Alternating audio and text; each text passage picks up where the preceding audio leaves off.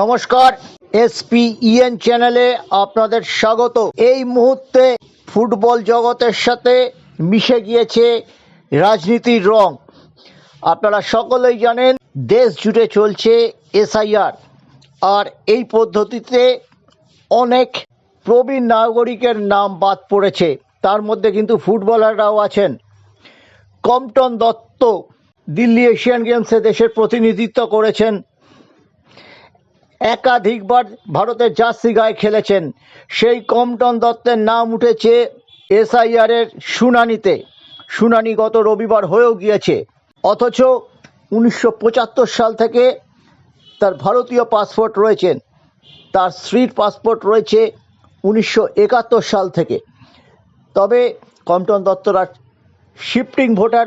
প্রথমে যাদবপুরে থাকতেন, তারপর বালিগঞ্জ প্লেসে, এখন থাকেন সল্টলেকে। সব নথিপত্র দেওয়া হলেও একজন দেশের প্রাক্তন ফুটবলার, জাতীয় ফুটবলারকে এইভাবে ডাকা, অত্যন্ত পরিচিত মানুষ যিনি দেশের জার্সি গায়ে ঘাম রক্ত ছুটিয়েছেন, এটা তো হয়রানিরই সামিল।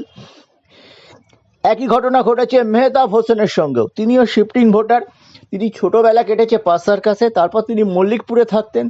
মল্লিকপুর থেকে অভিদার কোচিং ক্যাম্পে গড়িয়ার কাছে এসে যখন প্র্যাকটিস করতেন, সেখান থেকে তার সুনাম ছড়িয়ে পড়ে।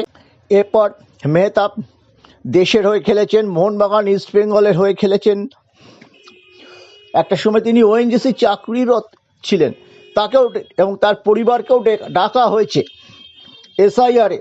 তিনি ঢাকুরিয়ায় থাকতেন, ঢাকুরিয়া থেকে তিনি গড়িয়া স্টেশনের গায়ে একটি নামকরা আবাসনে থাকতেন এবং পরবর্তীকালে তিনি সল্টলেকে থাকতেন। শিফটিং নিশ্চয়ই আছে, কিন্তু দেশের হয়ে ঘাম রক্ত জড়ানো আরও একজন ফুটবলকে ডাকা হয়েছে, তার নাম মেহতাব হোসেন। আর রয়েছেন মোহাম্মদ সামি, তিনি খেলতে ব্যস্ত।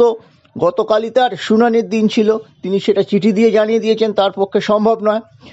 সব মিলিয়ে কিন্তু এই যে খেলোয়াড় জগতের বিশিষ্ট ব্যক্তি, বর্তমান কোচ, প্লেয়ার, প্রাক্তন ফুটবলারদের ওপর যে শুনানির যে কোপ পড়ছে, তার প্রতিবাদে প্রাক্তন খেলোয়াড়রা আগামী 12 তারিখ বিবেকানন্দের জন্মদিনে গোষ্ঠপালের মূর্তির সামনে জমায়েত হচ্ছেন। সেখানে হবে প্রতিবাদ সভা।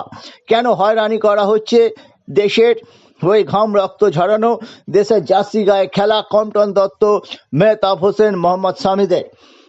এটা কিন্তু একটা ইন্টারেস্টিং টুইস্ট বাংলার রাজনীতিতে এই মুহূর্তে, অন্তত যেখানে দাঁড়িয়ে আছে SIR issue, Humayun versus Ramayana, অর্থাৎ বিজেপি আর রাম।